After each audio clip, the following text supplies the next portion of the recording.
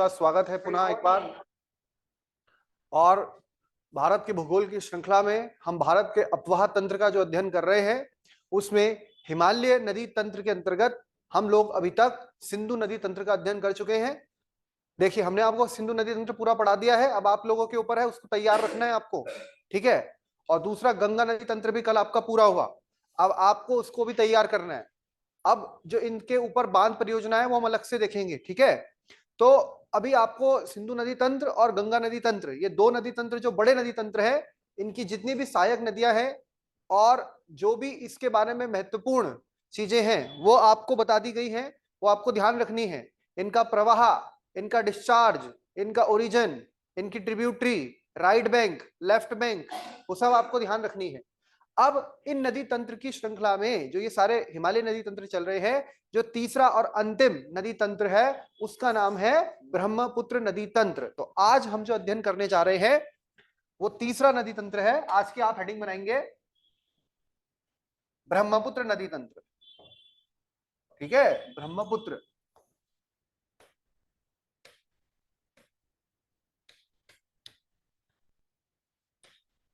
आज क्या 15 दिसंबर है?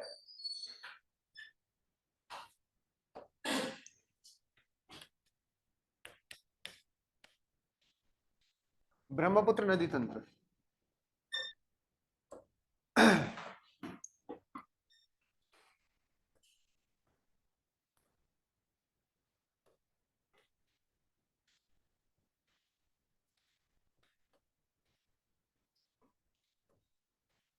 देखिए, जैसे गंगा नदी तंत्र आपने अध्ययन किया, सिंधु नदी तंत्र आपने अध्ययन किया, अब इसी श्रृंखला में तीसरा नदी तंत्र है ब्रह्मपुत्र। जरा इसमें ध्यान से देखना क्या क्या इंपॉर्टेंट बात है। ब्रह्मपुत्र नदी तंत्र अभी पिक्चर से आपको दिखाएंगे, ठीक है। उससे पहले जरा आप इसको समझिए जो आपको मैं बात बता रहा हूं इसके बारे में। पहली बात, ब्रह्मपुत्र नदी जो है हमारे हिमालय नदी तंत्र में जो है, इसका भी एक बहुत महत्वपूर्ण स्थान है, जैसे गंगा का है और जैसे सिंधु का है। पूरे भारतीय उपमहाद्वीप में, भारतीय उपमहाद्वीप का जब मैं नाम लेता हूं तो भारत के पड़ोसी देश भी आते हैं उसमें। भारतीय उपमहाद्वीप में जो महत्वपूर्ण नदी तंत्र है उनमें से एक है ब्रह्मपुत्र नदी तंत्र। सबसे पहली बात आती है कि ब्रह्मपुत्र नदी का उद्गम स्थल क्या है। उद्गम स्थल, क्योंकि इसके उद्गम स्थल को लेकर बहुत मतभेद रहे हैं। जितने भूगोलवेत्ता हैं, ठीक है, इसके उद्गम स्थल को लेकर बहुत से मतभेद रहे हैं। सैटेलाइट इमेजेस कुछ और बोलती हैं और वहां पर मानने वाले जो हैं आपके भूगोलवेत्ता, उनका कुछ और मानना है। लेकिन मोर और लेस आज के समय एक बात पर जो सहमति बनी है और अधिकांश जो बात बताई जाती है, आपको ध्यान रखना है इसका उद्गम। सबसे पहली बात आपको पता है तिब्बत में तो है ही, क्योंकि ये कैसी रिवर है, ये भी कैसी है, ट्रांस बाउंड्री रिवर है, अंतःस्थलीय अंतःदेशीय नदी है, यानी एक देश से दूसरे देश में जाती है।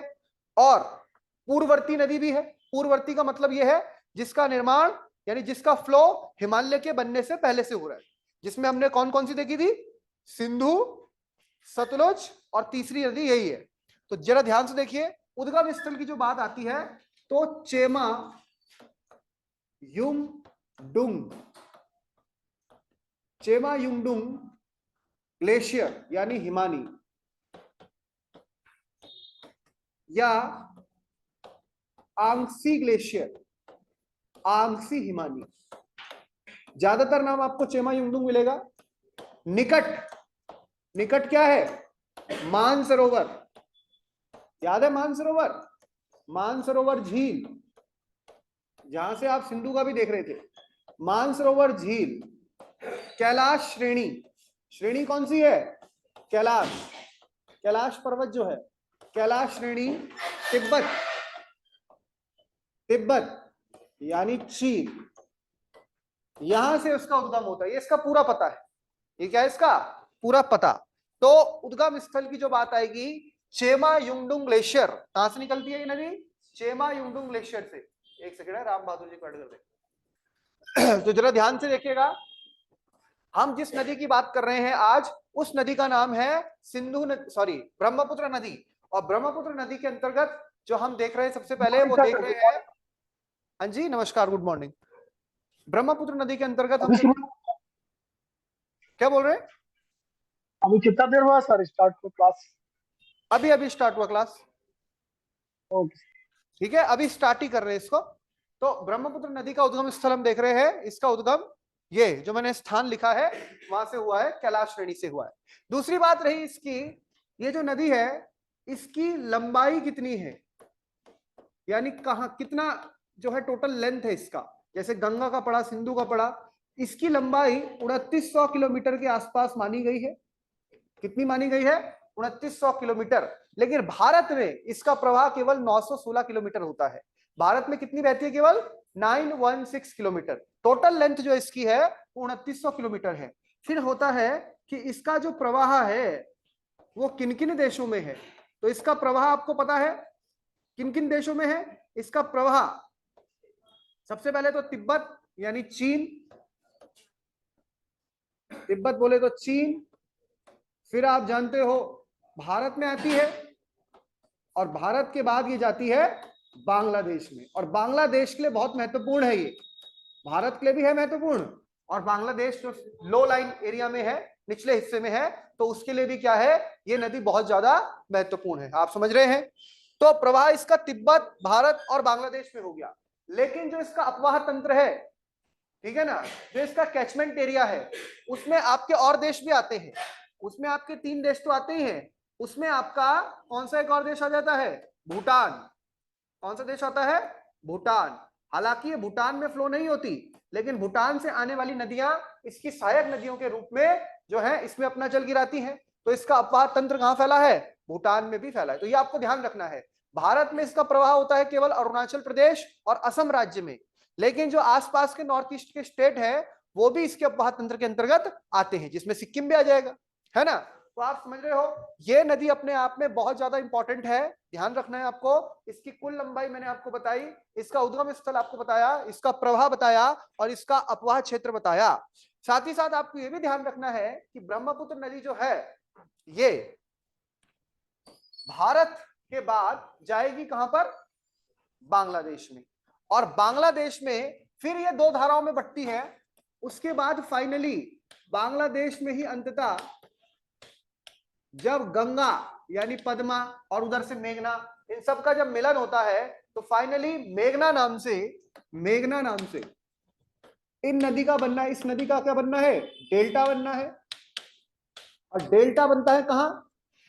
बंगाल की खाड़ी का जो क्षेत्र है। तो अंतो गतव्या, इसका जो अंतिम रूप है, कहां जाना है इसका जल? बंगाल की खाड़ी। तो बंगाल की खाड़ी में डेल्टा बनाते हुए ये अपना जल गिरा देती है। तो जो नदी कहां से आ रही थी? जो नदी आ रही थी, ध्यान से देखिएगा, जो नदी आ रही थी कैलाश श्रेणी से, और एवरेज 4000 मीटर की ऊंचाई पे बह रही है। समझ रहे हो आप? कैलाश श्रेणी कहां है? तिब्बत का क्षेत्र, दक्षिणी तिब्बत, तिब्बत का निचला हिस्सा, और उसके नीचे ग्रेट हिमालय है। तो 4000 मीटर की ऊंचाई पर बह रही है लगातार इस तरह से। और इस प्रकार से आप देखिए कि दुनिया में ऊंचे स्थानों पर बहने वाली नदियों में भी प्रमुख है। दुनिया में ऊंचे स्थान पर 4000 मीटर की ऊंचाई पे एवरेज बह रही है।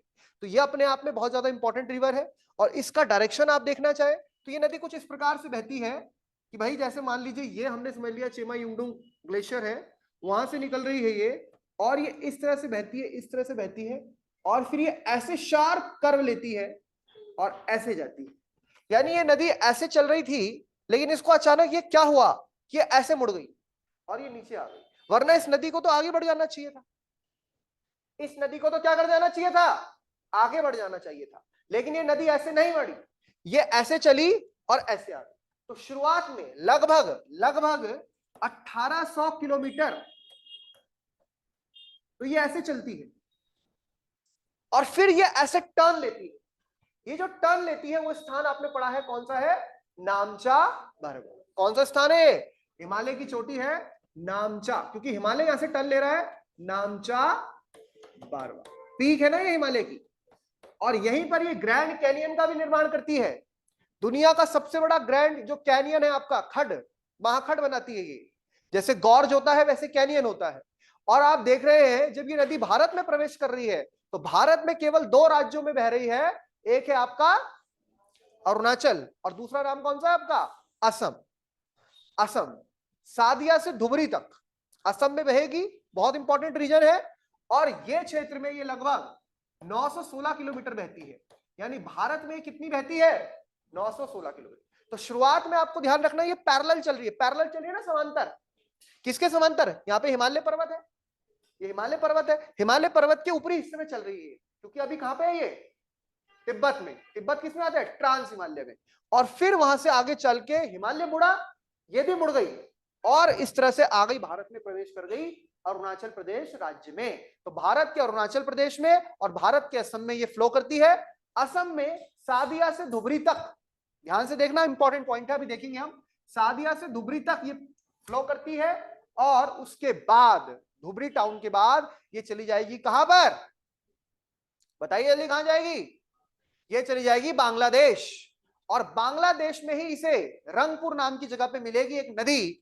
बांग्लादेश में एक नदी मिलती है इसको, इधर से आने वाली, सिक्किम से आने वाली तिस्ता नदी। कौन सी नदी मिलती है?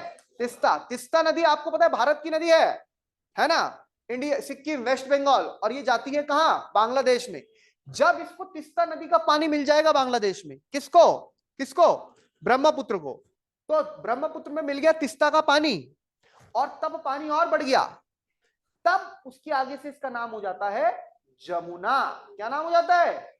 जमुना। तो जमुना इसका नाम कहां पे है बच्चों, बताओ जल्दी? बांग्लादेश में। याद रहेगी बात? बांग्लादेश में राष्ट्रीय नदी के नाम से जानते हैं ना सर? क्या बोल रहे हो? वहाँ की राष्ट्रीय नदी है क्या सर, जमुना? बांग्लादेश की? जमुना बांग्लादेश की राष्ट्रीय नदी है, जैसे गंगा भारत की राष्ट्रीय नदी है, जैसे सिंधु पाकिस्तान की राष्ट्रीय नदी है, जमुना बांग्लादेश की राष्ट्रीय नदी है। जमुना बोले तो हमारी, ब्रह्मपुत्र बांग्लादेश की राष्ट्रीय नदी। ये आपको ध्यान रहेगी बात, सभी लोग इधर फोकस करेंगे। इस प्रकार से इस नदी का पूरा क्या है, आप समझ रहे हैं, मूवमेंट होता है, इस प्रकार से नदी का पूरा फ्लो होता है, इस तरह से नदी चलती है। अब भारत में जो दर्रे में एंटर करती है, ये दर्रा पड़ता है यांग याप दर्रा। कौन सा दर्रा पड़ता है? यांग याप। ये क्वेश्चन एसएससी में आ रखा है, ब्रह्मपुत्र नदी भारत में किस दर्रे से एंटर, यांग याप दर्रा। कौन सा दर्रा है ये? यांग याप। याद रहेगी बात?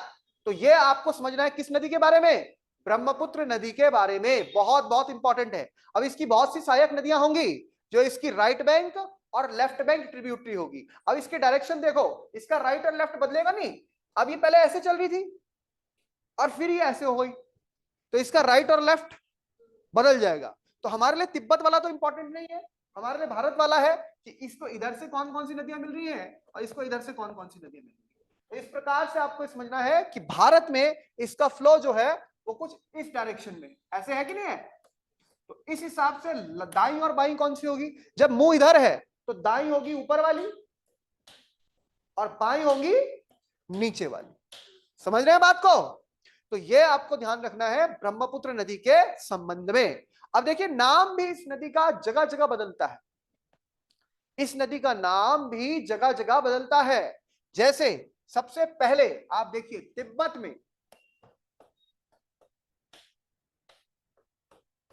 में इसे यारलुंग सांगपो के नाम से जाना जाता है। किस नाम से जाना जाता है?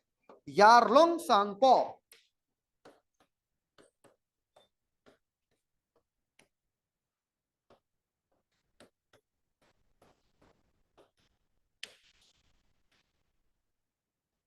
यारलुंग सांगपो, कई जगह यारलुंग जांगबो भी बोलते हैं इसको।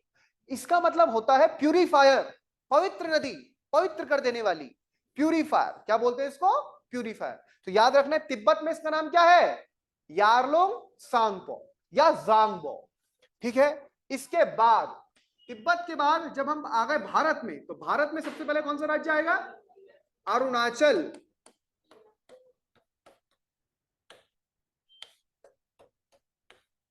अरुणाचल में से सियांग बोलते हैं। क्या बोलते हैं? सियांग, सियांग नदी, सियांग। क्या बोलते हैं इसको? सियांग। अरुणाचल में क्या बोलते हैं इसे? सियांग। और एक और नाम चलता है इसका, दिहांग। क्या चलता है? दिहांग। अरुणाचल में से बोलते हैं सियांग या फिर दिहांग, निचले हिस्से में। अब जब आगे बढ़ेंगे, ये मैदानी क्षेत्र में आ गई, अब पासीघाट, और उसके आगे असम में जब ये पहुंचेगी सादिया, और देखिए यहां पर इससे 2 नदियां मिलनी है, एक मिलेगी इसे दिबांग और एक मिलेगी इसे लोहित नदी। ठीक है, तो यहां पर अब इसका नाम हो जाएगा असम में। असम में जब ये 3 नदियां मिल जाती हैं तो फिर संयुक्त पानी यस कहलाएगा इसका ब्रह्मपुत्र। क्या नाम हो जाएगा? ब्रह्मपुत्र। सर, वो बिहांग बिहांग किसको, किस नदी को बोलते हैं सर? ब्रह्मपुत्र को? हाँ, ब्रह्मपुत्र के ही सारे नाम है, ब्रह्मपुत्र के अलग अलग अलग अलग जगह नाम बदलते जा रहे हैं। तो सबसे पहले इसका नाम यारलुंग सांगपो है। यारलुंग सांगपो इसका नाम है तिब्बत में। अरुणाचल में इसका नाम सियांग है। निचले हिस्से में इसका नाम दिहांग है। उसके बाद जब ये असम में पहुंची तो असम में जब इसमें लोहित और दिबांग का पानी मिल गया तो इसका नाम ब्रह्मपुत्र हो गया। लोही नहीं, लोहित। लोहित, लोहित नदी और दिबांग नदी, यानी दिहांग में दिबांग और लोहित का पानी मिल गया तो बन गई ब्रह्मपुत्र। बात समझ में आ गई? अब उसके बाद पहुंची कहां? बांग्लादेश। मैं यहां पे लिख भी देता हूं ताकि आपको याद रहे कब कब इसका नाम कैसे कैसे बदला। ब्रह्मपुत्र कैसे बनी? ब्रह्मपुत्र बनती है 3, ऐसा समझो 3 नदियों का पानी मिलेगा तो ब्रह्मपुत्र बनेगी। वो 3 नदियां कौन है? एक तो यही जो मेन है दिहांग प्लस दिबांग। दिबांग अलग है, दिहांग अलग है। दिहांग तो मेन है, ब्रह्मपुत्र जो मेन रिवर आ रही है उसमें दिबांग का पानी मिल गया, प्लस लोहित, ये असम में बन जाता है शुरू में। तो जब ये सारा पानी मिल जाता है तो बन जाती है क्या? ब्रह्मपुत्र।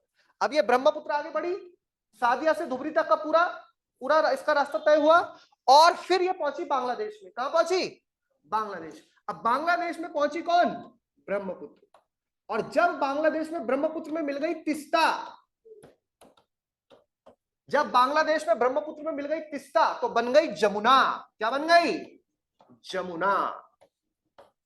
क्या बन गई ये? जमुना। समझ में आ गई बात? तो बांग्लादेश में इसका नाम क्या हो गया? जमुना। अब सुनो, फिर सुनो, अब बांग्लादेश में बहेगी बहेगी बहेगी, फिर बांग्लादेश में 2 भागों में टूट जाएगी, जैसे गंगा टूटी थी। बांग्लादेश में 2 भागों में टूटेगी। एक बड़ा भाग मिलेगा इसका, गंगा आ रही है जो पद्मा में, तो बन जाएगी पद्मा।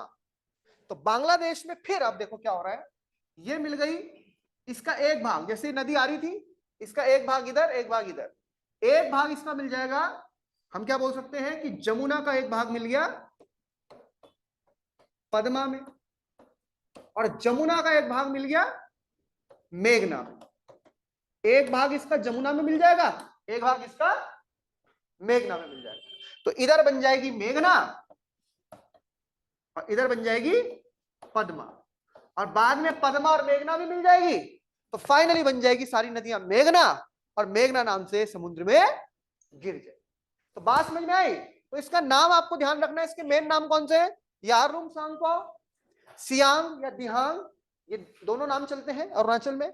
फिर ब्रह्मपुत्र, ये तो मेन नाम से हम जानते ही है, पर ब्रह्मपुत्र असम में ही बोलते हैं इसको।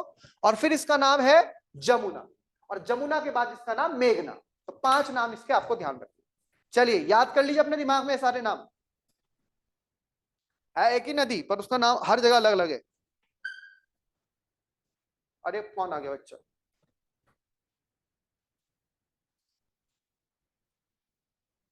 ये बच्चा लेट आया तो नदी का पानी बह गया है।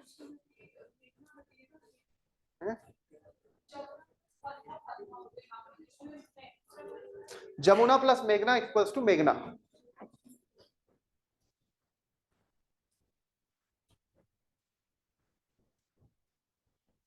समझ में आ गया यहां तक सबको? राम बहादुर जी, सीमा जी, yes sir. Meenu, yes sir. Shubham, yes sir. ठीक है। अभी डेल वाले जो भाई साहब हैं वो तो अभी अभी आए, ये मैडम जो भी है।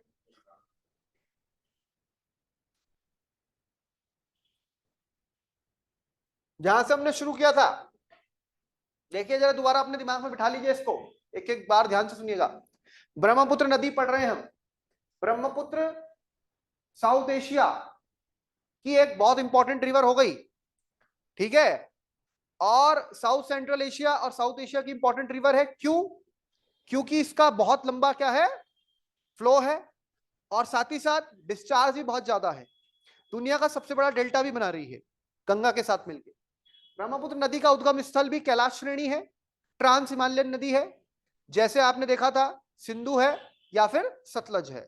यह नदी का उद्गम कैलाश श्रेणी में मानसरोवर झील के पास चेमा युंगडुंग हिमानी, चेमा युंगडुंग ग्लेशियर या दूसरा स्रोत बताया जाता है आंगसी ग्लेशियर से निकलती है।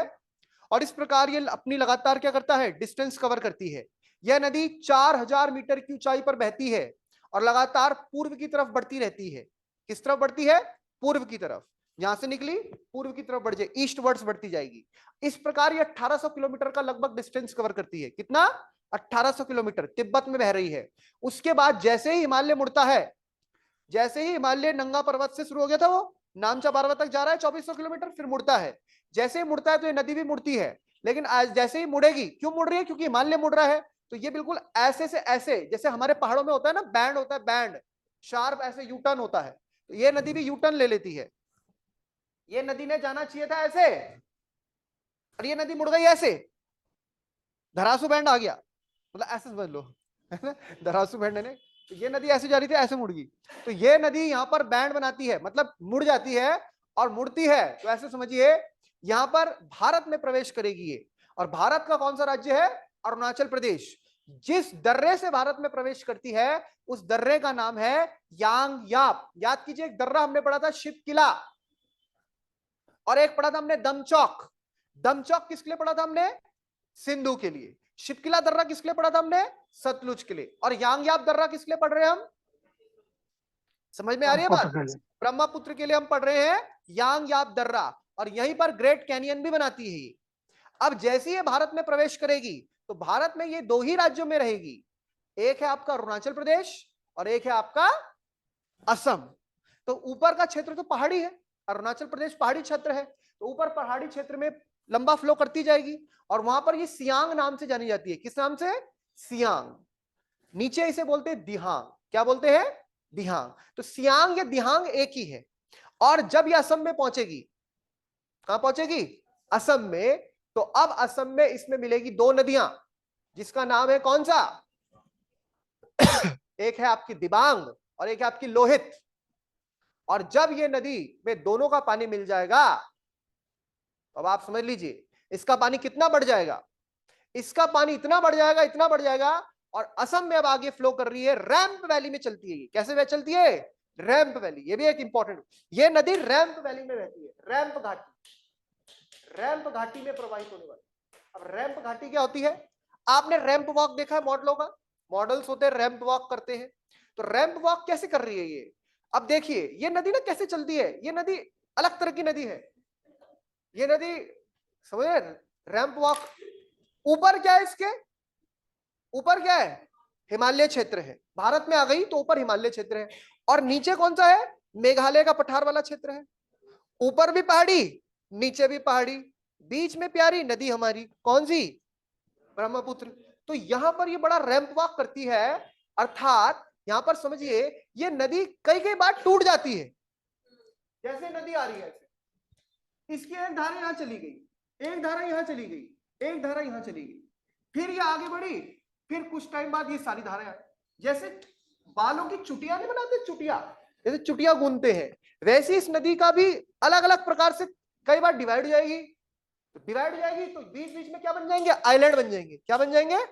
आइलैंड। असम में ये दो भागों में फिर टूटती है ये, और बीच में एक बहुत बड़ा आइलैंड बना हुआ है इसी पे, जिसे आप माजुली आइलैंड बोलते हैं। क्या बोलते हैं? माजुली। तो इस नदी की प्रॉपर्टी जरा ध्यान रखिएगा, ये नदी ऐसे ऐसे कभी कभी बिखर जाती है अलग अलग धाराओं में, फिर कुछ किलोमीटर बाद आगे एक हो जाती है। कौन सी नदी पढ़ रहे हैं? ब्रह्मपुत्र नदी। इसी नदी पर दुनिया का सबसे बड़ा नदी द्वीप भी है, जिसे आप माजुली बोलते हैं। क्या बोलते हैं? माजुली, जो 2016 में असम सरकार ने एक जिला घोषित कर दिया है, ये जिला है असम का, माजुली। दुनिया का सबसे बड़ा नदी द्वीप माजुली असम का जिला है। हाँ, माजुली असम का जिला है, जो कि किस नदी पर है? ब्रह्मपुत्र नदी पर है। याद रहेगी बात? तो ये असम में और उसमें। अच्छा, इसमें एक और बात ध्यान रखनी है, असम में सादिया से धुबरी तक की बहती है।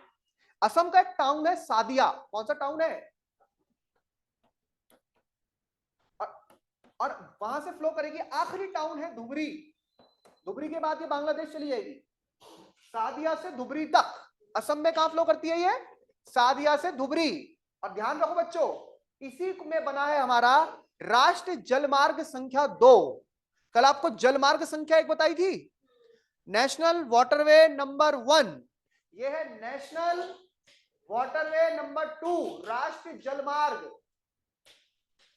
नंबर 2। तो जलमार्ग संख्या 1 गंगा पे है और जलमार्ग संख्या 2 किस पे है? ब्रह्मपुत्र पे। याद रहेगी बात? तो इस प्रकार इसका फ्लो है। इसकी लंबाई 2900 किलोमीटर है। भारत में केवल 1916 किलोमीटर है इसकी लंबाई। टोटल लंबाई 2900 किलोमीटर है। 3 देशों में बहती है, चीन, भारत, बांग्लादेश। सुंदरबन डेल्टा बनाती है फाइनली, और भूटान भी इसके अपवाद क्षेत्र के अंतर्गत आता है। इतनी बात आपको ध्यान रखनी, ठीक है? चलिए अब लिखना स्टार्ट करेंगे इसके बारे में। हेडिंग डालिए ब्रह्मपुत्र। इतनी सबको समझ में आ गई बात?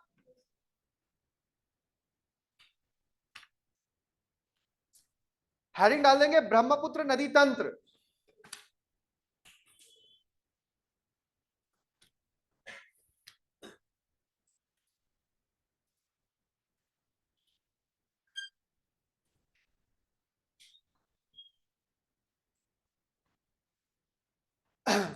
सिंधु और झेलम भूल तो नहीं गए हैं? याद है ना सिंधु और झेलम? देखिए ब्रह्मपुत्र नदी तंत्र लिखिए। ब्रह्मपुत्र नदी एक ट्रांस हिमालय नदी है। ब्रह्मपुत्र नदी एक ट्रांस हिमालय, पार हिमालय नदी है। बहुत अच्छा। कहां था बेटा कल? है? हो गया था, सो रखा था। ब्रह्मपुत्र नदी एक ट्रांस हिमालय नदी है जिसका उद्गम जिसका उद्गम जिसका उद्गम हिमालय के उत्तर में मानसरोवर झील के निकट, जिसका उद्गम हिमालय के उत्तर में मानसरोवर झील के निकट चेमायुंडुंग, ऊपर देख लो बोर्ड में लिखा है, हिमालय के उत्तर में स्थित मानसरोवर झील के निकट चेमायुंडुंग हिमानी, कॉमा आंगसी हिमानी, कॉमा आंगसी हिमानी, कैलाश श्रेणी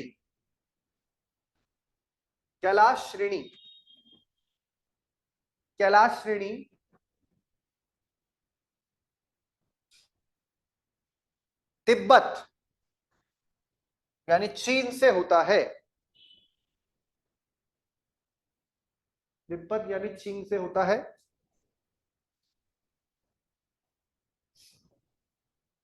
इस क्षेत्र में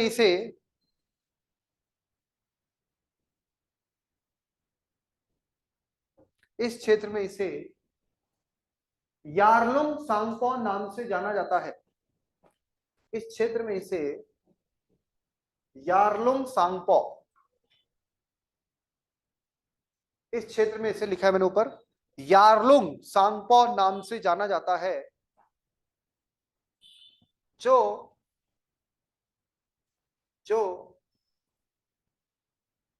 पूर्व की ओर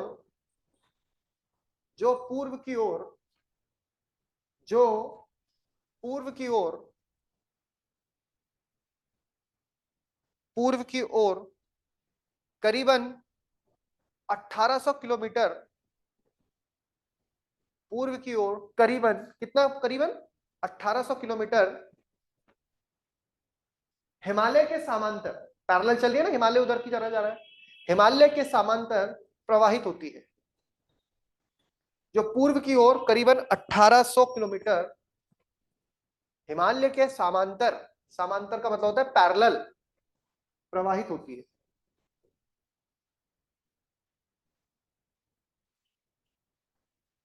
हिमालय के समांतर प्रवाहित होती है।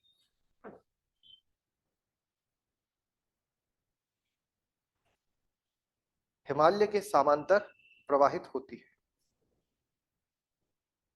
नेक्स्ट पॉइंट लिखेंगे, इस नदी की कुल लंबाई, इस नदी की कुल लंबाई करीबन 2900 किलोमीटर है, 2900 किलोमीटर। इस नदी की कुल लंबाई करीबन 2900 किलोमीटर है, 2900 किलोमीटर। किंतु किंतु किंतु भारत में इसकी लंबाई केवल 916 किलोमीटर है। किंतु भारत में इसकी लंबाई केवल 916 किलोमीटर है। भारत में इसकी लंबाई केवल 916 किलोमीटर है। नेक्स्ट पॉइंट, यह नदी, यह नदी 3 देशों में प्रवाहित होती है, जिनका क्रम इस प्रकार है। यह नदी 3 देशों में प्रवाहित होती है, जिनका क्रम इस प्रकार है। पहले नंबर पे लिखेंगे आप तिब्बत, ब्रैकेट में लिखते हैं चीन। दूसरे नंबर पे आप लिखेंगे भारत। तीसरे नंबर पे लिखेंगे आप बांग्लादेश।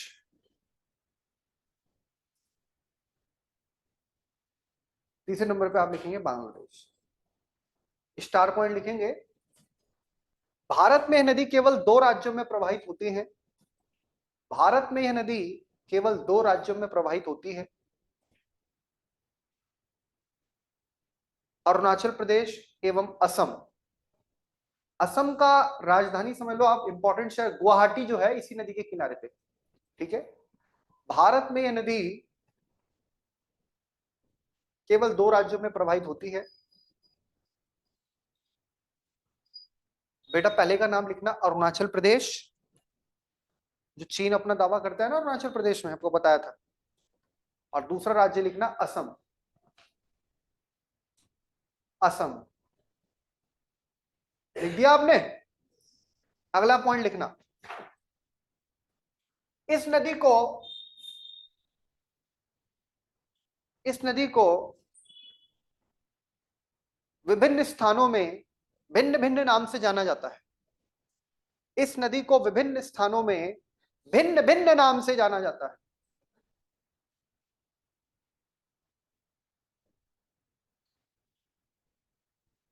अब किस किस नाम से जाना जाता है वो बोर्ड में आपके सामने लिखा हुआ है, उसको सीधा चेप लो, कॉपी करो उसको।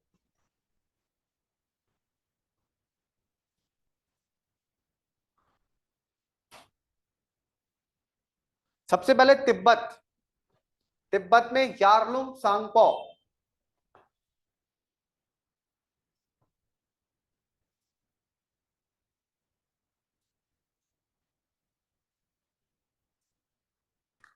अरुणाचल प्रदेश सियांग या दिहांग।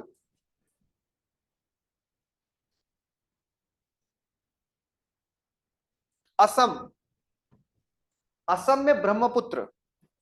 लेकिन कब, ब्रैकेट में लिख लेना, जब दिहांग प्लस दिबांग प्लस लोहित तीनों मिल जाएंगी तो बन जाता है ब्रह्मपुत्र।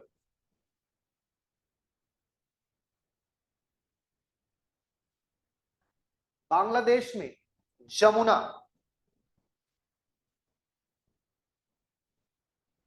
और फाइनली बांग्लादेश में मेघना।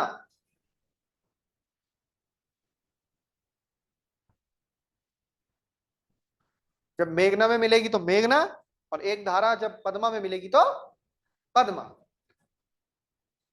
और फिर सब जब मिल जाएंगी किसमें, मेघना में, तो अंतिम नाम तो क्या हो जाएगा, मेघना ही हो जाएगा। ठीक है,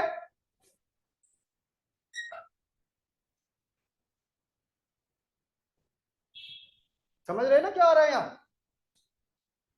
बांग्लादेश में हो क्या रहा है? ये नदी ऐसे आ रही थी, अब बांग्लादेश में ऐसा हुआ कि इसकी एक धारा ऐसे चली गई और एक धारा इसकी ऐसे चली गई। अब ये एक धारा इसकी जो है वो मिल गई किससे?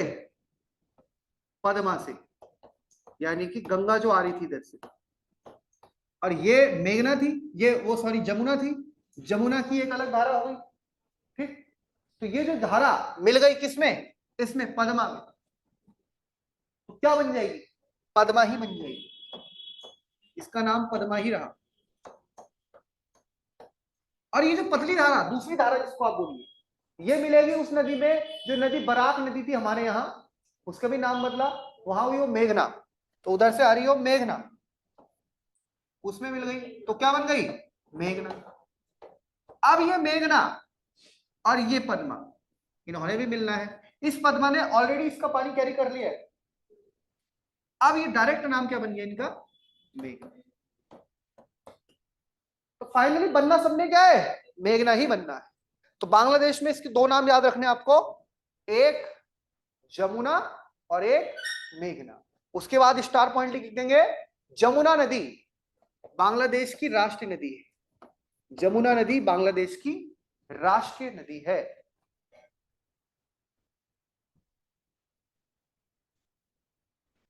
जमुना नदी बांग्लादेश की राष्ट्रीय नदी।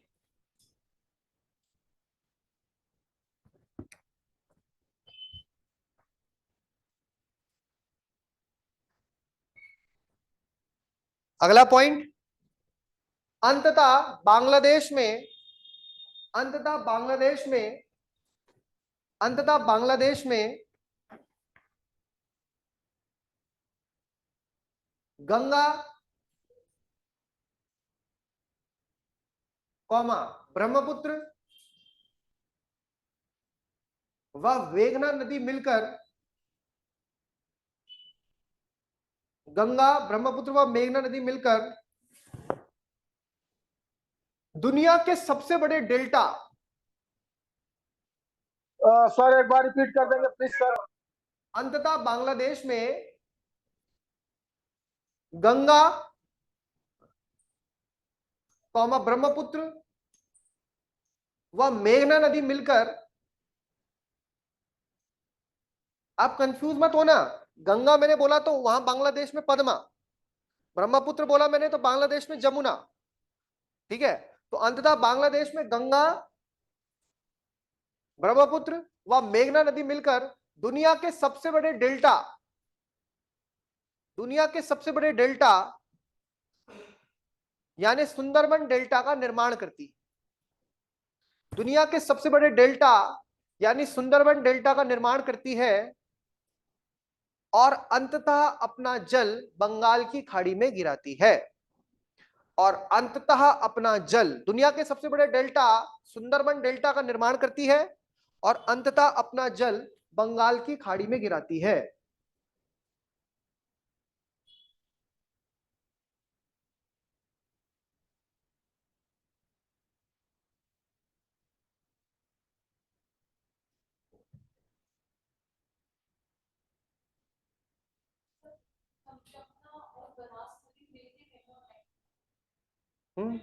जमुना,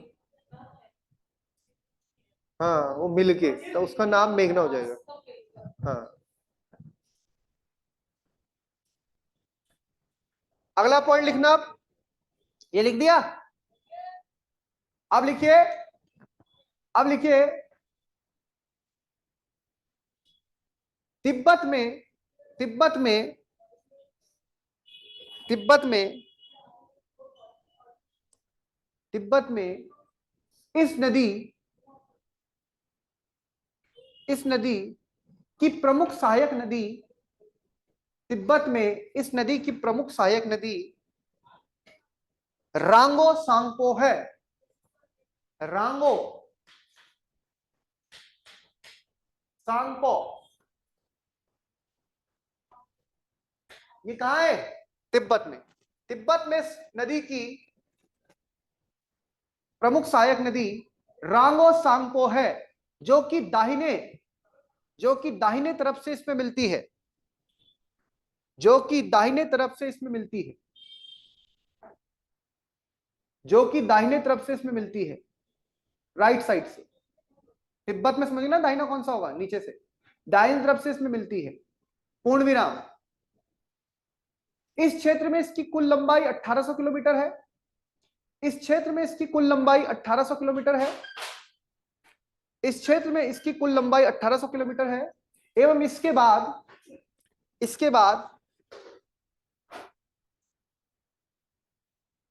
बाद सिंटैक्सियल बैंड के सहारे, इसके बाद सिंटैक्सियल कैसे लिखेंगे,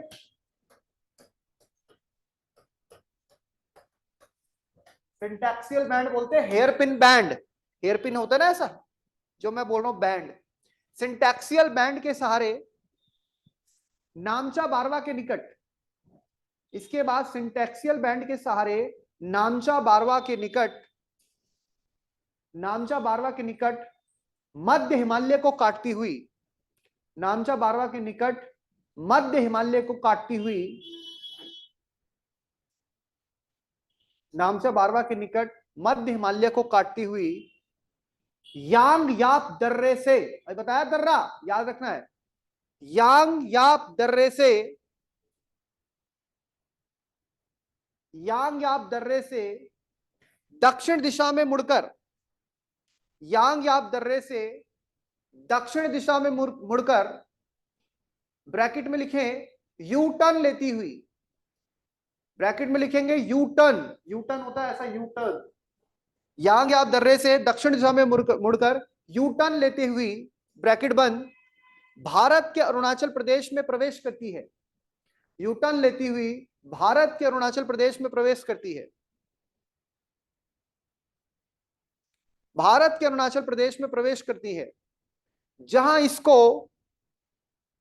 इसको सियांग अथवा दिहांग नाम से जाना जाता है, जहां इसको सियांग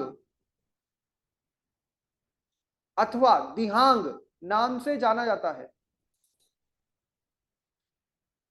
जहां इसको सियांग अथवा दिहांग नाम से जाना जाता है,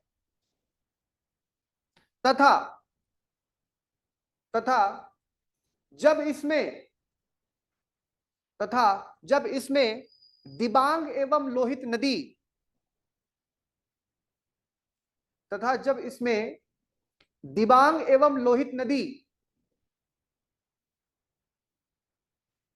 बाईं तरफ से मिल जाती है, बाईं तरफ से मिलती है, इसे बाईं तरफ से मिल जाती है, तथा जब इसे दिबांग एवं लोहित नदी, खुली नदी भी बोलते हैं उसको, बाईं तरफ से मिल जाती है, तो इसका नाम ब्रह्मपुत्र हो जाता है। तो इसका नाम ब्रह्मपुत्र हो जाता है। तो इसका नाम ब्रह्मपुत्र हो जाता है। आगे लिखना, असम में यह सादिया से धुबरी तक, हाँ सादिया से धुबरी तक लिखा था मैंने, असम में यह सादिया से धुबरी तक, धुबरी येरा, सादिया से धुबरी तक प्रवाहित होती है, सादिया से धुबरी तक प्रवाहित होती है, और इसी पर राष्ट्रीय जलमार्ग संख्या 2, और इसी पर राष्ट्रीय जलमार्ग संख्या 2 स्थित है, इसी पर राष्ट्रीय जलमार्ग संख्या 2 स्थित है, राष्ट्रीय जलमार्ग संख्या 2 स्थित है।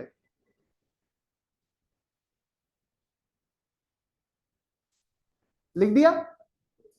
नेक्स्ट पॉइंट, दुनिया का सबसे बड़ा नदी द्वीप, दुनिया का सबसे बड़ा नदी द्वीप माजुली, दुनिया मतलब विश्व का सबसे बड़ा नदी द्वीप माजुली, इसी नदी पर, माजुली इसी नदी पर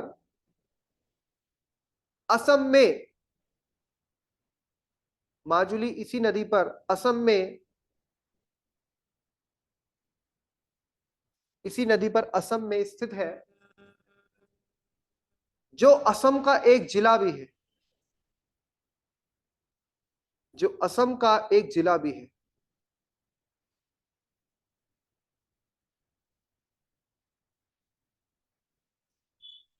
जो असम का एक जिला भी है। लिख दिया। नेक्स्ट पॉइंट लिखना,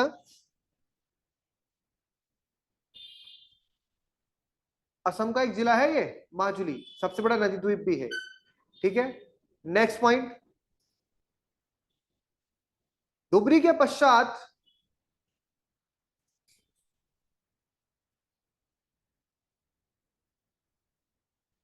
धुबरी के पश्चात यह नदी बांग्लादेश में प्रवेश करती है,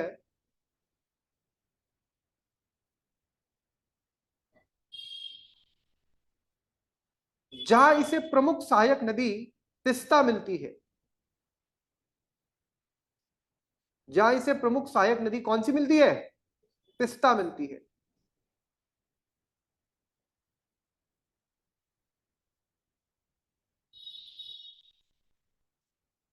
जिसके पश्चात इसका नाम जमुना पड़ जाता है।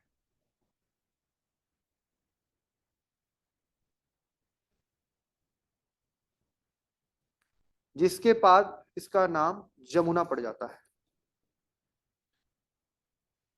इसके बाद इसका नाम जमुना पड़ जाता है।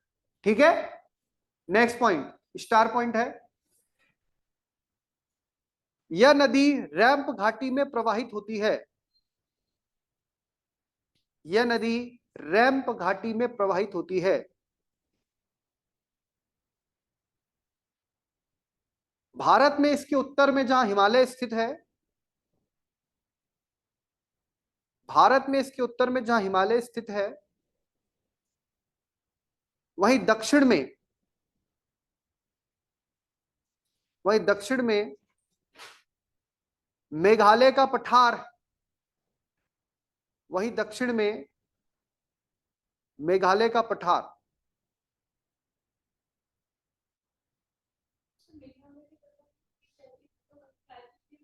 हाँ प्रायद्वीपीय पठार का हिस्सा, जिसमें हमने पढ़ी थी ना गारो, खासी, जयंतिया और आपकी मिकिर, रेंगमा, आंगली, वो क्या था वो, कार्बी एंगलोंग, वो सब। आगे लिखना, नेक्स्ट पॉइंट, सर मेघालय की बात बोल दीजिए। दोबारा बोलो। का पठार स्थित है, दक्षिण में मेघालय का पठार स्थित है। ठीक है, लिख दिया इतना। अब इसके जितने पॉइंट आपने लिखे इसको एक बार रिवाइज करो और आपको देखो याद हुआ कि नहीं हुआ। जितने आपने पॉइंट लिखे, फिर मैं आपको मैप में ले जाऊंगा। जितने आपने पॉइंट लिखे वो आपके दिमाग में बैठ गए, जो जो आपको बात पता होनी चाहिए, कहाँ चलती है, कितनी लंबाई है, सादिया से धुबरी। इनको एटलस में भी देखो, असम का नक्शा खोलो, असम का नक्शा खोलो और अरुणाचल का नक्शा खोलो। पासीघाट, सादिया से धुबरी तक का क्षेत्र, ढोला सादिया एक पुल बना था, भूपेन हजारिका पुल, वो भी देखो। असम का नक्शा खोलिए जरा सभी लोग। असम में सादिया टाउन ढूंढो और धुबरी टाउन ढूंढो।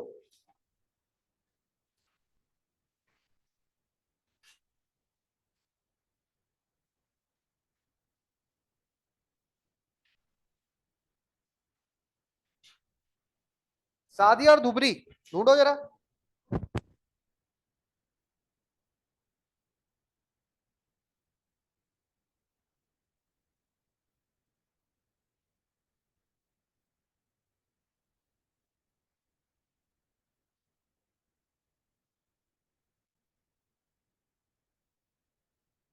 सादिया अगर उसमें लिखा ना हो तो आप उसको नेट में देख लेना, सादिया। और धुबरी भी नहीं लिखा हुआ? धुबरी लिखा हुआ है, हाँ उसके बाद चलिए ना, अब यहां से इसे देखो ये मिल जाएगी तिस्ता, अब ये जमुना होगा। हाँ तो सादिया उस तरफ है, सादिया इस पार होगा, अरुणाचल से जब ये आई ना इधर इस साइड, डिब्रूगढ़ है ना। हाँ ठीक है बेटा, ये देखो यहाँ पे देखो, ये है आपका, यहाँ पे देखो धुबरी हो गया, और ये धुबरी लिखा हुआ, धुबरी है जबकि वो है, और यहाँ पे देखो इसे लोहित मिल गई ना, और ये दिबांग मिल गई ना, दिबांग मिल गई, देखो ये थी ना, ये दिहांग भी, दिबांग मिल गई, और ये मिल गई, और अब यहाँ पे से यहाँ पे ये यहीं पे शादी दिख गई आपको। चलिए भाई अब जरा नक्शे में दिखाता हूं आपको ये नदी।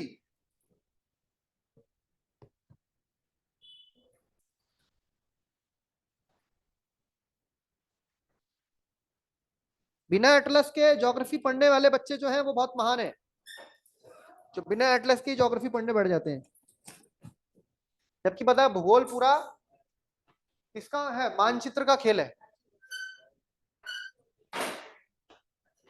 ये वही बात हो गई कि बिना आपको अनुच्छेदों के संविधान पढ़ाया जा रहा है, तो अगर बिना एटलस के आप वो पढ़ते हैं तो आप वही हैं, ठीक है। जो बिना एटलस उसके किसके कॉन्स्टिट्यूशन का जो बेयर एक्ट होता है, जो बड़े लेवल पे आप पढ़ाई करते हैं तो बेयर एक्ट रखते हैं जब आप कॉन्स्टिट्यूशन पढ़ते हैं, वैसे ही जब ज्योग्राफी पढ़ते हैं तो एटलस रखते हैं, है थोड़ा ना। चलिए अब यहां पर देखेंगे हम कौन सा नदी तंत्र, ब्रह्मपुत्र।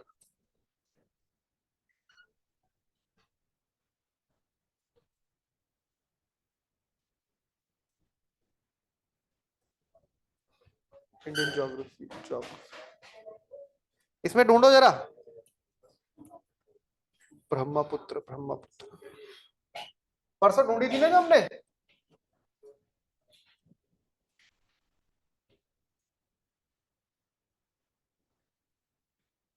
ये है।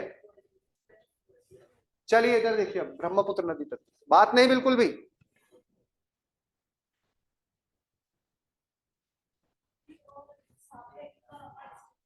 हाँ उन्हीं के बीच में असम में चालू कर दिख गया, नेट पे दिखा होगा ना, नेशनल वाटरवे नंबर 2।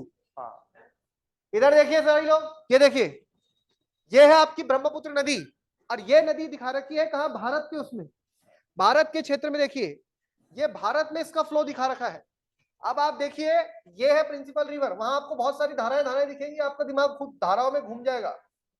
इधर देखो मैं बना रहा हूं इसमें, ये आपको दिख रही है सियांग, सियांग ये, ठीक है, ये सियांग है, मेन जो है सियांग, सियांग जिसको हम क्या बोल रहे हैं, दिहांग भी बोल रहे हैं। अब इस दिहांग में या सियांग में मिल गई दिबांग, कौन मिल गई, दिबांग, और इसमें मिल गई एक और, कौन सी, लोहित, ये है लोहित। अब ये संयुक्त धारा जब मिल गई, दिख रही है तीन धाराएं, दिख रही है तीन धाराएं, एक ये हो गई, एक ये हो गई, जब ये तीन धाराएं मिल गई तो फिर बन गई ब्रह्मपुत्र, यहां से है ब्रह्मपुत्र, ये जो लाल कर दिया,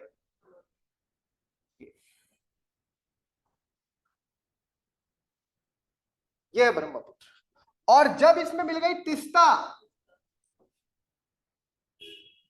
तो ये बन गई बांग्लादेश में जमुना, क्या बन गई। तो भाई सबसे पहले आपको एक तीन ध्यान रखनी है, तीन ध्यान रखनी है, कौन सी, मेर है, क्या बोलेंगे आप, दिहांग बोलिए चाहे सियांग बोलिए, जैसी आपकी इच्छा, ये।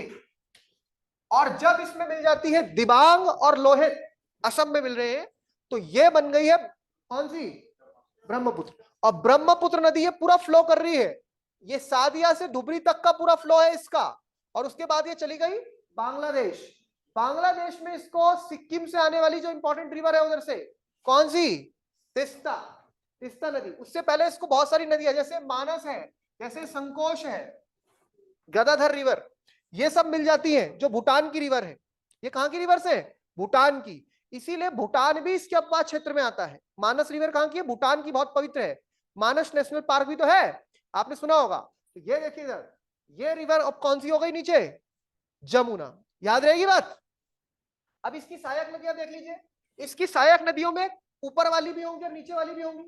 लेकिन देखो अगर आपसे मैं इसकी डायरेक्शन पूछूं और आपसे पूछ ले लोहित जो नदी है वो इसकी सहायक नदी है, बिल्कुल है। यूपीएससी 2016 में कुछ नहीं आया प्रश्न, इसमें प्रश्न ऐसा आता है निम्नलिखित में से कौन कौन सी ब्रह्मपुत्र की सहायक नदियां हैं।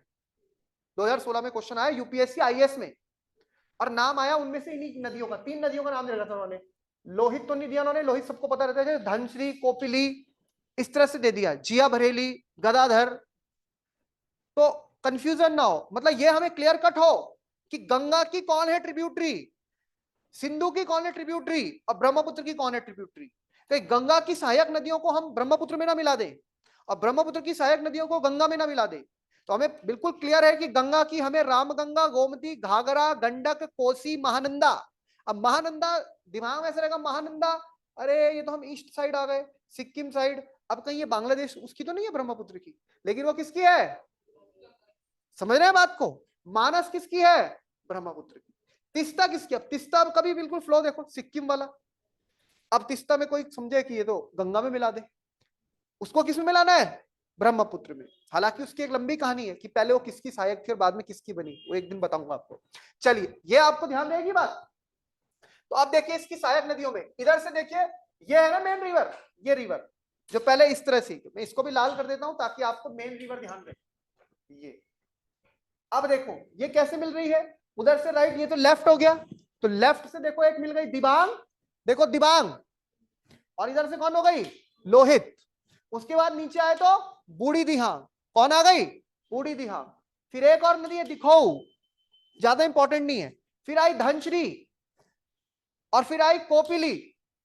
ये सारी आपको ध्यान रखनी है, किसकी सहायक नदियां हैं, ब्रह्मपुत्र की। लेकिन इनमें मैं बोल रहा हूं 3 को ज्यादा ध्यान दें, 3 को। उन तीनों में सबसे इंपॉर्टेंट है दिबांग, लोहित और धनश्री, इनको आप ध्यान रखना है।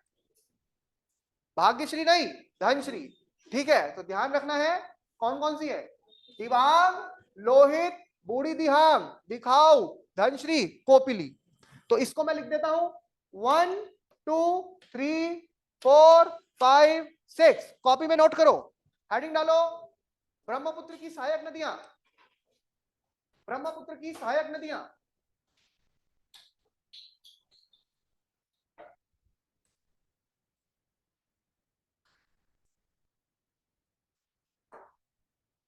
लिखो दिबांग, बाईं तरफ से लिख रहे हैं, ये बार बार बोलने की जरूरत नहीं है, दिबांग।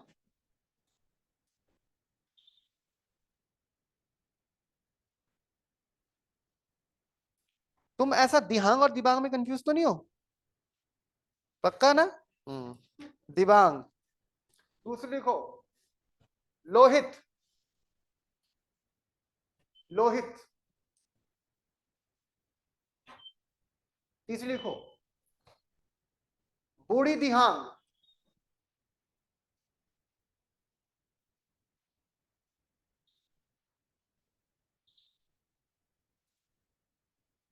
बूढ़ी दिहिंग दिख गई, बूढ़ी दिहिंग दिख गई। चौथी दिखोऊ, दिखोऊ, दिखोऊ रिवर, दिखो। अरे हर चीज एटलस में थोड़ा, जितनी सारी बातें बोलते हो सब होती है एटलस में, 70-80% होती है। दिखो। नेक्स्ट लिखो धनश्री, धनश्री कौन सी है, धनश्री,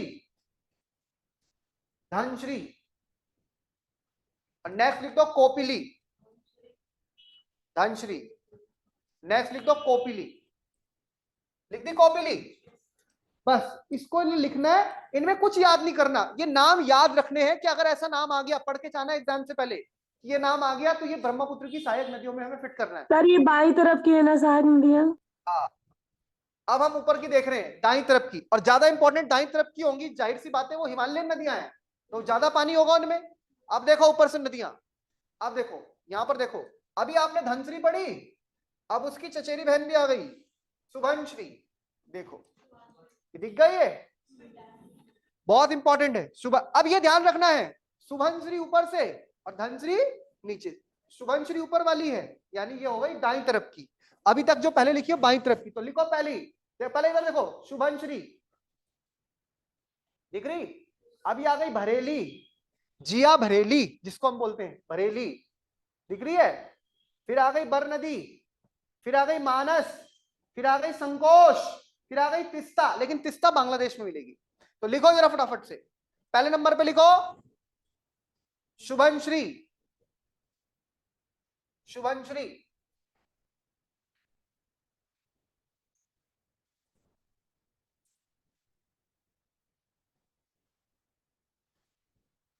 लिख दिया शुभंश्री। नेक्स्ट लिखिए बरेली, बरेली नहीं लिख देना कोई, बरेली तो जगह है, बरेली।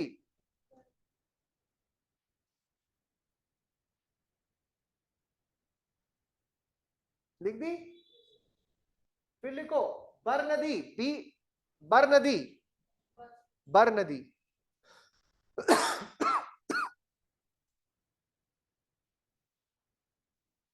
नेक्स्ट लिखिए मानस,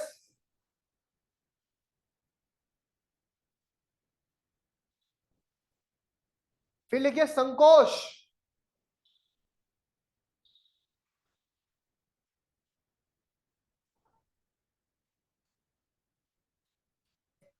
फिर लिखिए तिस्ता,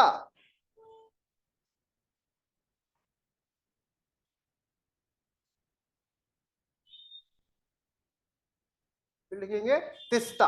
लिख दी। और तिस्ता भी इंपॉर्टेंट रिवर है। तो ऊपर से इंपॉर्टेंट रिवर में कौन सी है, जैसे मानस है, जैसे संकोश है, जैसे तिस्ता है, और जैसे आपकी कौन सी आ गई, और नीचे से इंपॉर्टेंट में कौन सी है, जैसे लोहित, दिबांग हो गई, लोहित हो गई, धनश्री हो गई। ठीक है, ये ध्यान रखना है। कोपिली। नेक्स्ट, अब आगे देखिए इस नक्शे को, इनका नाम ध्यान रखना है, किसकी सहायक नदियां है। अब देखिए ब्रह्मपुत्र नदी हिमालय के उत्तर में तिब्बत के पठार पर स्थित झील के पास चेमा युंगडुंग हिमानी से निकलती है और हिमालय के साथ पूरब की ओर बहती है, ये हमने देख लिया। ब्रह्मपुत्र हिमालय की सबसे पूर्वी चोटी नामचा बरवा, ब्रह्मपुत्र हिमालय की सबसे कौन सी चोटी, पूर्वी। आपको पता है पश्चिम में कौन सी थी बेटा, ये तिब्बती नाम होते हैं, ये ऐसा लिखा वैसा लिखा, उसका लिखने का कोई वो नहीं होता, वो युंगडुंग भी होता है, युंगडुंग भी होता है। जैसे हम किसी का नाम ये प्रोनाउंसिएशन होता है अलग अलग। यारलुंग सांगपो हम बोल रहे हैं, वहां पर जांगबो बोलते हैं, जांगबो। शी जिनपिंग, सी शिनपिंग, जिनपिंग, जिनपिंग, अलग अलग उसमें साउंड अलग अलग आएगी। इसमें मत रोज ये क्या है, वो ऐसे अलग अलग लिखा रहता है, इसमें नहीं कंफ्यूज होना होता कि आप ये वो सर ये तो युंगडुंग लिखा है, तो युंगडुंग, युंगडुंग, अब उसकी हिंदी और इंग्लिश में वो अलग होता है, समझ रहे हो बात को, इसलिए प्रोनाउंसिएशन अलग होता है। ब्रह्मपुत्र हिमालय की सबसे पूर्वी चोटी नामचा बरवा, अब ये नामचा बरवा है, इसे नामचा बरवा भी बोलते हैं, के समीप दक्षिण की तरफ मुड़कर अरुणाचल प्रदेश में प्रवेश करती है। ब्रह्मपुत्र नदी अरुणाचल प्रदेश में वृहद हिमालय को काटकर एक गहरे महाखंड गॉर्ज का निर्माण करती है, जो मैं आपको बता रहा था, और जिसे हम दिहांग गॉर्ज, तो आपको पता है वहां पर दिहांग जो है इंपॉर्टेंट रिवर, इसका नाम है, तो इसलिए गॉर्ज का नाम क्या हो गया, दिहांग गॉर्ज। महाखंड जो है, ग्रैंड कैनियन जो है। इसके बाद अब देखो ये आ गया ना, ये हो गया, हो गया बेटा। इसके बाद देखो द यारलुंग सांगपो, अब देखो ये सांगपो है, अब इसमें अंग्रेजी में अगर टी लिखा है, टी तो साइलेंट होता है, ऐसे कोई टांगपो ना बोल दे। Yarlung Tsangpo river which flows into the Brahmaputra has its source in the Angsi glacier in southwest। अब देखो यहाँ आंगसी ग्लेशियर लिखा है इंग्लिश में, और यहाँ हिंदी में चेमा युंगडुंग हिमानी लिखा है, इसलिए मैंने आपको दोनों लिखा दिए थे। ठीक है, तो ये आपको ध्यान रखना है। Yarlung Tsangpo river which flow into the Brahmaputra has its source in the Angsi glacier in southwest Tibet, it traverses in the Himalayas and extend as Dihang into the Arunachal Pradesh. तो अरुणाचल प्रदेश में इसे क्या बोल देते हैं, दिहांग या सियांग, दो नाम थे। इसके बाद असम में पहुंच गई, और आप समझ रहे हो ब्रह्मपुत्र वाइडन हो जाती है, काफी चौड़ी हो जाती है, अलग अलग इसकी मैंने कहा धाराएं निकलती है, और स्ट्रॉन्गर भी हो जाती है, क्योंकि ये पहाड़ी क्षेत्र से जब अब मैदानी क्षेत्र में आ रही है, और वैसे भी किसमें बह रही है, रिफ्ट वैली में बह रही है। इसके बाद इसका आप स्पैन देख रहे हो, टोटल कितनी है 2900 किलोमीटर। 2900 किलोमीटर ये पूरी क्या है लंबाई में चलती है। आगे देखिए ब्रह्मपुत्र की कुल लंबाई 2900 किलोमीटर है, ये लिखिए। आगे बात, नामजा बारवा निकट के पर्वत के निकट अरुणाचल प्रदेश में प्रवेश करती है, इसका नाम दिहांग होता है। इसके बाद में दिबांग और लोहित नदी मिलकर ब्रह्मपुत्र नदी, ये आपको समझ में आ गया। असम में इसको ब्रह्मपुत्र नदी कह देते हैं। ब्रह्मपुत्र नदी जब अरुणाचल प्रदेश में प्रवेश करती है तो अरुणाचल प्रदेश की दो सहायक नदियां दिबांग और लोहित ब्रह्मपुत्र नदी से मिलती है। तत्पश्चात ब्रह्मपुत्र नदी असम राज्य में समतल घाटी में प्रवेश कर जाती है, जिसी को हमने रैंप घाटी कहा है। ये बात सब क्लियर हो गई। अब सहायक नदियों में बात आ गई, तो ये सहायक नदियां यहाँ पे और स्पष्ट रूप से आपको दिख गई है। ये जैसे वो अभी सब हम पढ़ रहे थे, दिबांग, लोहित, है ना, आपकी दिखो रिवर, धनश्री रिवर, इस तरह से बहुत सारी सहायक नदियां आपको देखने को। इसकी भी आप फोटो ले लीजिए, एक बार फोटो ले लीजिए। बूढ़ी दिहांग, धनश्री, सब आपको इसमें दिख जाएगी। ले ली। नेक्स्ट, अब देखिए यहां पर इंपॉर्टेंट, असम के सादिया से लेकर धुबरी तक ब्रह्मपुत्र नदी पूर्व से पश्चिम की ओर। अब ये नदी कैसे बह रही है बच्चों? पूर्व से। ये नदी कैसे आ रही है? ये ऐसे आ रही है ना, ऐसे बह रही है असम में, ऐसे बह रही नहीं बह रही? तो ये क्या है बच्चों? ये ईस्ट है और ये क्या है? वेस्ट। ये नदी ऐसे चल रही थी शुरू में तिब्बत में, फिर ये ऐसे मुड़ गई, ऐसे हो गई, तो असम में ऐसे बह रही है, इधर से इधर। तो यहां पे ये लिखा है, सादिया से धुबरी तक ब्रह्मपुत्र नदी पूर्व से पश्चिम की ओर एक रैंप घाटी में प्रवाहित होती है। ये आपको ध्यान रखना है। चार ऑप्शन देते हैं कि निम्नलिखित में से कौन सी नदी रैंप घाटी में प्रवाहित होती है, तो ब्रह्मपुत्र नदी। इस रैंप घाटी के उत्तर में हिमालय पर्वत, यही तो आपने पॉइंट लिखा, और नीचे इसमें मेघालय का पठार स्थित है। अब उसे मेघालय का पठार बोलो, शिलांग का पठार बोलो, दोनों का नाम एक ही। आगे देखिए, असम में ब्रह्मपुत्र नदी गुम्फित जलमार्ग बनाती है। गुम्फित जलमार्ग आपको पता लग गया, एक ऐसा चला गया, एक ऐसा चला गया, एक ऐसा चला गया। इसी गुम्फित जलमार्ग में ब्रह्मपुत्र नदी के बीच कई नदी द्वीप पाए जाते हैं।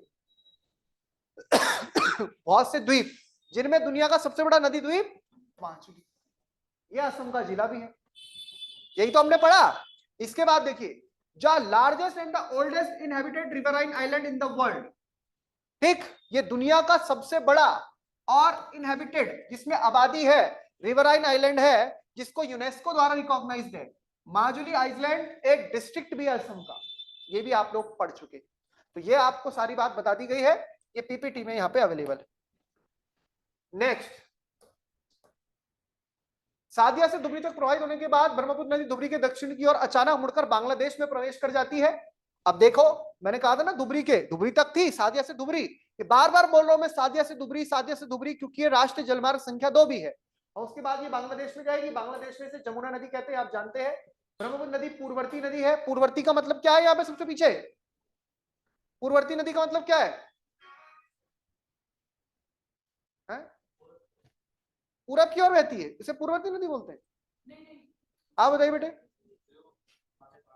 Very good. जो ट्रांस हिमालय से निकलती है, कहां से निकलती है? पूर्ववर्ती का नहीं थोड़ा कि पूर्व की ओर बहती है।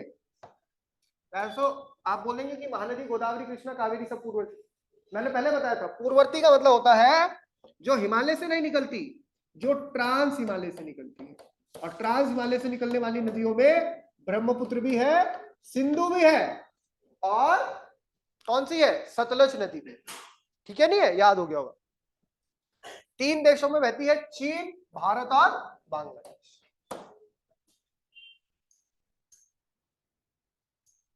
बस अब ये हो गया। चलिए अब क्वेश्चन लिखेंगे इसके ऊपर। पहला क्वेश्चन, आपने ये पॉइंट लिख दिया राष्ट्रीय जलमार्ग वाला? हाँ, लिखेंगे पहला क्वेश्चन,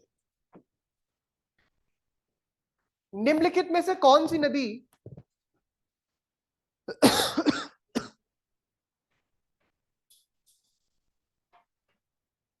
निम्नलिखित में से कौन सी नदी, पहला क्वेश्चन लिखे बेटा आज का, निम्नलिखित में से कौन सी नदी अरब सागर में गिरती है?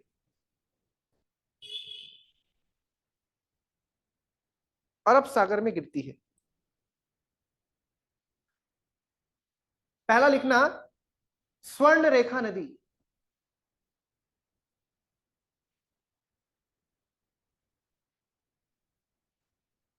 स्वर्ण रेखा, सुना है नाम? दूसरी लिखिए ब्राह्मणी नदी, ब्राह्मणी। तीसरी लिखिए वैतरणी नदी, वैतरणी। कल वाले क्वेश्चन कर लिया था आपने, वैतरणी नदी, वैतरणी।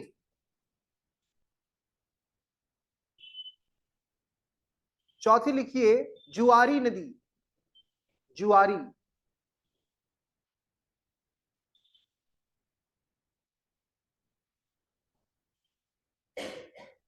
नेक्स्ट लिखना प्रायद्वीपीय भारत की सबसे बड़ी नदी कौन सी है? प्रायद्वीपीय भारत की सबसे बड़ी नदी कौन सी है? प्रायद्वीपीय भारत की। Option A Krishna, option A Krishna, option B Godavari,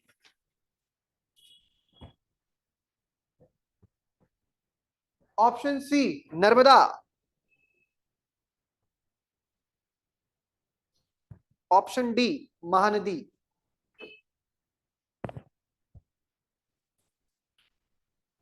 Mahanadi.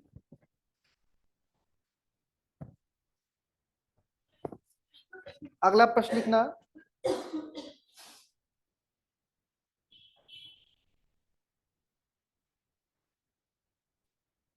उसकी सॉरी, पंजाब की राजधानी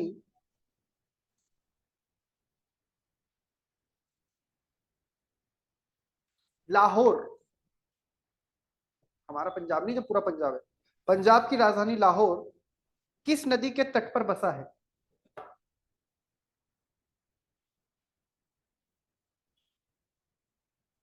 Lahore is situated on the bank of which river?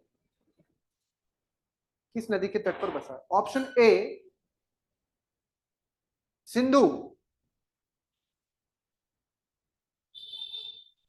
Option B Chenab, option C Ravi, option D Sutlej.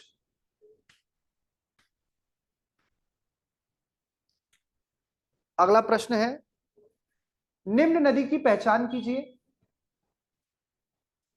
निम्न नदी की पहचान कीजिए।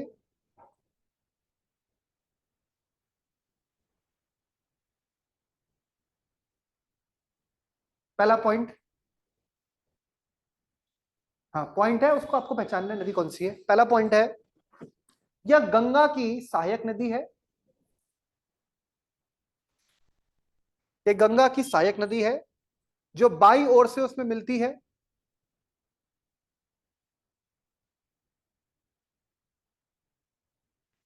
जो बाई ओर से उसमें मिलती है। सेकंड पॉइंट, खो और गंगन इस नदी की सहायक नदियां हैं। खो, खो नदी, खो और गंगन। खो पता है कौन सी नदी है? सिद्धबली मंदिर के नीचे कोटद्वार। खो और गंगन इस नदी की सहायक नदियां हैं। तीसरा, यह कन्नौज के निकट गंगा में मिल जाती है, यह कन्नौज के निकट गंगा में मिल जाती है।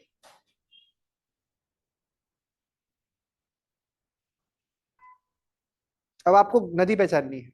Option A Ghaghara, option B Ramganga, option C Gandak, option D Kosi.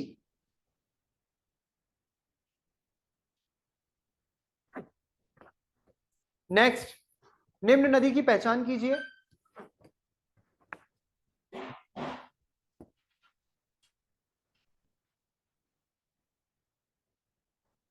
आपको नदी पहचाननी है। पहली नजर, पहला पॉइंट है यह राजस्थान मध्य प्रदेश, यह राजस्थान मध्य प्रदेश व मध्य प्रदेश उत्तर प्रदेश की सीमा बनाती है। राजस्थान एमपी और एमपी और यूपी, मध्य प्रदेश और मध्य प्रदेश उत्तर प्रदेश की सीमा बनाती है। सेकंड पॉइंट, इस नदी को घड़ियालों का प्राकृतिक आवास माना जाता है। इस नदी को घड़ियालों का प्राकृतिक आवास माना जाता है, प्राकृतिक आवास माना जाता है।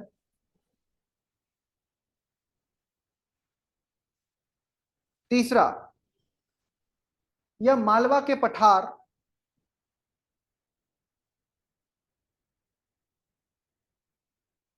यह मालवा के पठार की एक प्रमुख नदी है।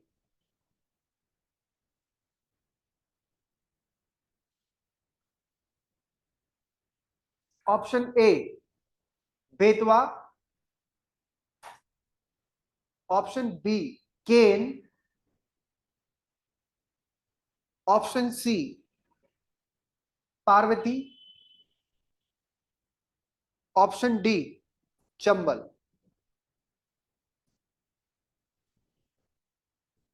कितने क्वेश्चन है बेटा? चलिए 5 आंसर कीजिए।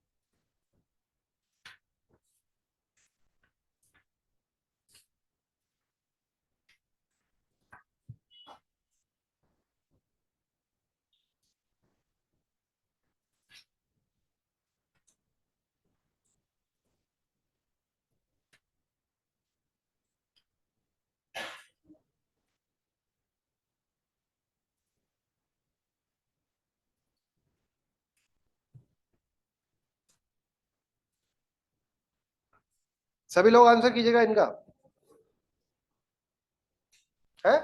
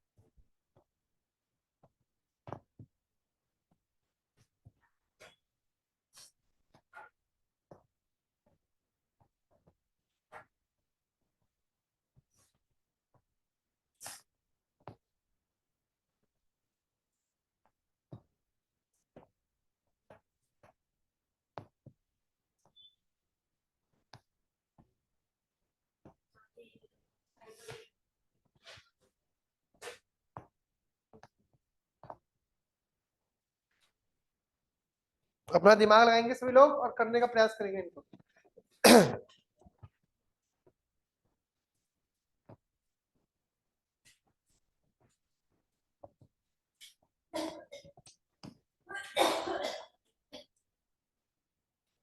शुभम, सीमा जी, राम बहादुर जी, मीनू जी, दिया जी, हो गया? Yes sir. हो गए सारे क्वेश्चन?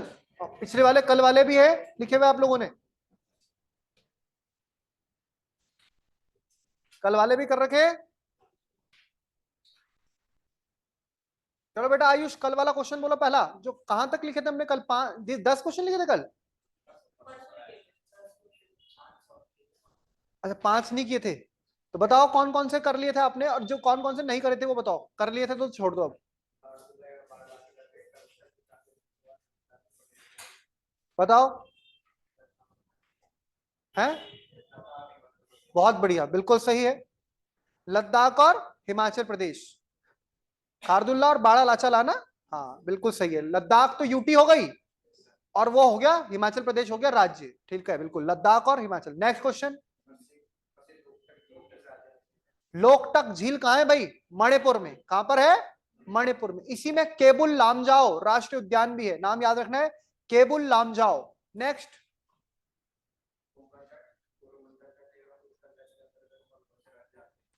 कोंकण तट, कोंकण तट में क्या आता है आपका? महाराष्ट्र, गोवा। गुजरात का बहुत हल्का सा हिस्सा आएगा वैसे तो, गुजरात का हम काठियावाड़ तट में रख देते हैं। दूसरा क्या बोला आपने? कोरोमंडल में आएगा आपका, मेनली कौन सा आएगा?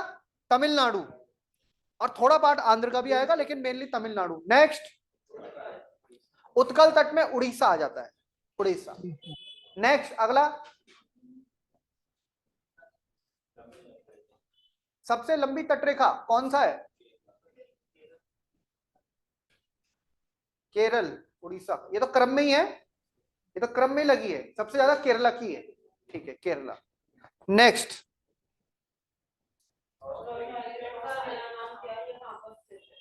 रॉस आइलैंड, ये रॉस आइलैंड का नेताजी सुभाष चंद्र बोस के नाम पर बोस आइलैंड हो गया। ये कहां पर है आपका? अंडमान में, अंडमान निकोबार के अंडमान, ठीक है। रॉस आइलैंड का नया नाम है नेताजी सुभाष चंद्र बोस। नेक्स्ट, और दो और द्वीप बने थे ना, शहीद और स्वराज। चलिए नेक्स्ट बताइए आप, एक था नील आइलैंड और एक था हैवलॉक आइलैंड, शहीद और स्वराज। अब आज के क्वेश्चन बोलिए। पहला क्वेश्चन, एक मिनट, सीमा जी आज का पहला क्वेश्चन बोलिए। सीमा जी आज का पहला प्रश्न क्या है? सर बोल रहे हैं, निम्नलिखित में से कौन सी नदी अरब सागर में गिरती है? स्वर्ण रेखा नदी, सर बी है ब्राह्मणी नदी, सी है बैतरणी नदी और डी है जुआरी नदी। बताइए। सर स्वर्ण रेखा नदी। इनमें से आपको स्वर्णरेखा, बैतरणी, ब्राह्मणी सब उड़ीसा में दिख जाएंगी आपको। ये उड़ीसा की प्रमुख नदियां हैं। उड़ीसा में 6 प्रमुख नदियां, उनमें से ये सब आती हैं, और एक जी। सबसे इंपॉर्टेंट महानदी आती है। लेकिन इसमें से आपने जो और बोली, जुआरी बोली आपने, हाँ मांडव जुआरी जी। जुआरी, ये आपकी इंपॉर्टेंट नदियां हैं, ये वेस्ट की नदियां हैं, और ये गोवा के क्षेत्र में आपको दिखती है, गोवा कर्नाटक में। तो आपका उत्तर जो सही होगा वो जुआरी नदी होगा, ठीक है। स्वर्णरेखा नहीं, जुआरी नदी। अरब सागर में गिरने वाली नदी कौन सी है इनमें? जुआरी। बाकी सब कहां जाएंगी? वो बंगाल की खाड़ी में। राम बहादुर जी क्वेश्चन नंबर 2 बोलिए आज का। सर प्राय प्राय भारतीय द्वीपीय महाद्वीप कौन सी नदी सबसे लंबी है सर? गोदावरी। सबसे लंबी नदी गोदावरी है, बिल्कुल सही है। गोदावरी नदी जो है प्रायद्वीपीय भारत की सबसे लंबी नदी है। कई जगह इसकी लंबाई जो है 1665 किलोमीटर तक बताई गई है। गोदावरी, बिल्कुल सही। नेक्स्ट क्वेश्चन नंबर 3, आप बोलिए। नेक्स्ट कौन है? दिया, दिया आप बोलिए बेटा। सर पंजाब, पंजाब की राजधानी लाहौर किस नदी के तट पर बसा है? रावी। पंजाब, अच्छा पंजाब की राजधानी लाहौर, रावी नदी, बिल्कुल सही है। रावी नदी पाकिस्तान में जो जा रही है, उसी के किनारे पर लाहौर शहर, जो कि हमारे पुराने पंजाब की राजधानी रहा है, उस पर। और यहाँ पे एक अधिवेशन भी हुआ था, बहुत फेमस, हिस्ट्री में आपने पढ़ा होगा, जिसमें पूर्ण स्वराज का अधिवेशन, ठीक है, पूर्ण स्वराज का प्रस्ताव पारित हुआ था 1929, लाहौर अधिवेशन, under the leadership of Pandit Jawaharlal Nehru, पूर्ण स्वराज रिजोल्यूशन। नेक्स्ट, हाँ सिंधु नदी के तट पर कराची शहर है मेन, और इसके तट पर ये। नेक्स्ट अगला बोलिए, एक मिनट, अगला ये एक ऑनलाइन कौन है? और मीनू जी आप बोलिए बेटा अगला क्वेश्चन। मीनू जी, मीनू जी अगला क्वेश्चन, क्वेश्चन नंबर 4। मीनू कौन है हमारी क्लास में? मीनू तो आ गया पहली बार। मीनू जी कौन है? मीनू कौन है आप? बोलिए अगला क्वेश्चन बोलिएगा आप। आपकी आवाज नहीं आ रही है, आपका माइक तो ओपन है, आपकी आवाज तो आनी नहीं है।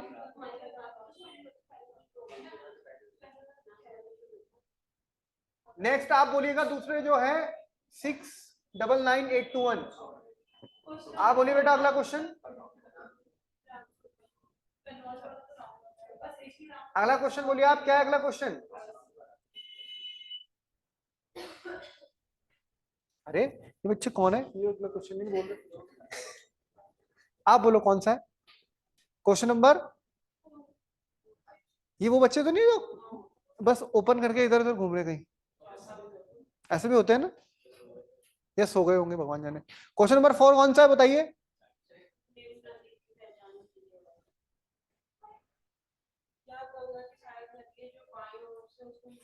गंगा की सहायक नदी है, बाईं ओर से मिलती है, ठीक है। बाईं ओर से तो वही मिलती है, रामगंगा, गोमती, घाघरा, गंडकी, कोसी, महानंदा। आगे बोलो। खोर नदी क्योंकि हमारे उत्तराखंड की नदी है, पौड़ी की, तो फिर ये कोई पहाड़ी नदी होगी। नेक्स्ट। हाँ तो ये रामगंगा नदी है, ये रामगंगा नदी, बिल्कुल रामगंगा नदी है, सही है, बिल्कुल बिल्कुल सही उत्तर दिया भगोड़ा मैम ने। नेक्स्ट क्वेश्चन, सबसे पीछे जो है आप बोलिए। फिर नदी पहचाननी है, हाँ।